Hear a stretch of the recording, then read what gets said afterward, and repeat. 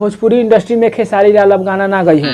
जी हाँ, एकदम सही बात कहनी है। भोजपुरी इंडस्ट्री में खेसारी लाल गाना अब नहीं खन गावे वाला। कटोरा लेकर घूमोगे।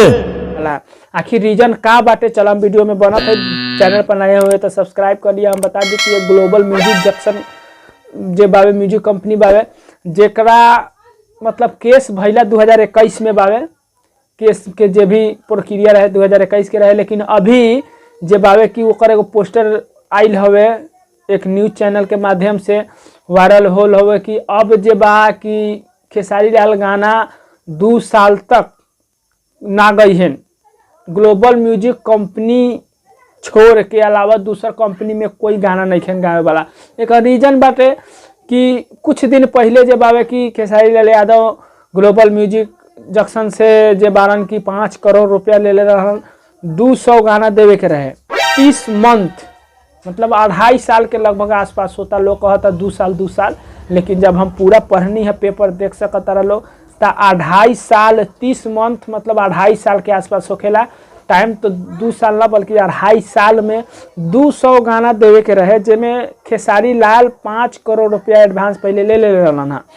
अब ये ग्लोबल म्यूजिक के जे बा कि 70-80 गो गाना प्रोवाइड करलन, ओकरा बाद जे बा कि अदर कंपनी से गाना गावे लगलन।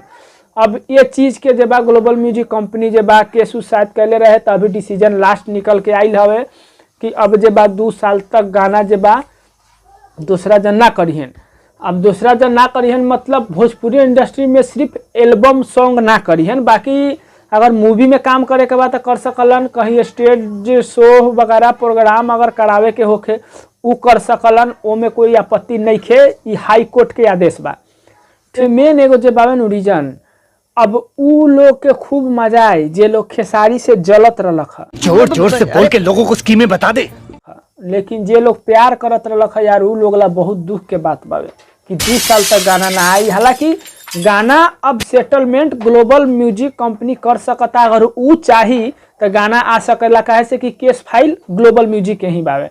और ग्लोबल म्यूजिक चाही कि हाँ हम अपना सेटलमेंट करी, तो वो हिसाब से जब बावे कि अदर भी कंपनी से गाना आ सकता। और सवाल रहल कि जे जय जयकार मनावता कि हाँ अब खेसारी लाल गाना ना गई है 2 साल, बहुत मतलब अच्छा लागत रहे उ लोग के, मतलब टांग घींचे में। जे लोग ना पहुंच पाई उ लोग तो कोशिश करी कि थोड़ा बहुत टांग घींचबे करी, सही बात बावे। हम बता दी कि वो लोग ला ज़्यादा खुश मनावे के जरूरी नहीं है, जल्दी ही सेटलमेंट हो जाए। जैसे भी सेटलमेंट के कोई न्यूज आवता हम तुरंत रउआ लोग बताएं। लेकिन का जे खेसारी लाल के फैन बावे ओकरा ला कोई मतलब आपत्ति के बात नहीं है। ग्लोबल म्यूजिक से ही अगर हो सकता सेटलमेंट अगर होई तो वही से गाना आई, तो वही से सुनल जाए नु लोग। कहीं प्यार बात कहीं ना कहीं तो बरसाइए देवे के बा, बाकी थोड़ी रहे के बा। कि बहुत गोरा बहुत तरह के बात करता कि मतलब खेसारी लाल यादव के साथ ग्लोबल म्यूजिक गलत कैले बा, बाकी ग्लोबल म्यूजिक खेसारी लाल यादव के साथ गलत कैले। मतलब एक दूसरे के प्रति जे बा कि आदमी कमी निकालता। लेकिन मेन जे बा जब हाईकोर्ट आदेश कैले बा तो पूरा मैटर समझला के बाद आदेश कैले बा। मैटर समझला के बाद हाईकोर्ट आदेश कैले बा, ना कि ऐसे कोई। बाकी खेसारी लाल यादव के हम फैन बानी, ऐसा बात नहीं के। बाकी ग्लोबल म्यूजिक भी केहू ना चाही कि हाँ हम अपना तरीके से केहू के गिरा दी, चाहे मतलब ओकरा के बर्बाद कर दी। ग्लोबल म्यूजिक जंक्शन भी बहुत बड़ा कंपनी हवे एगो, जे शायद भोजपुरी इंडस्ट्री के काफ़ी जानल मानल ग्लोबल कंपनी हवे। हालांकि मेन रीजन जब आवे नु कहीं ना कहीं मिस्टेकिंग भल बावे दोनों तरफ से। तबे तो माने हाई कोर्ट जब आदेश कोई चीज़ करी तो वो पूरा मैटर समझला के बाद करी, ना कि भाई खेसारी लाल यादव के फैन के दुख बावे, ऐसा बात नहीं के। लेकिन जल्दी सेटलमेंट हो जाए वाला बाई, तो सेटलमेंट होते ही कोई न्यूज आवता तो हम बतावत ही रहे लोग के। बाकी एमे केकर गलती बा कमेंट करके बताएं लोग। हमारे चैनल पर नए होकर तो सब्सक्राइब कर लिया लोग। बाकी जैसे कोई न्यूज आवता खेसारी लाल यादव के बारे में हम तुरंत प्रोवाइड करत ही रहे लोग के।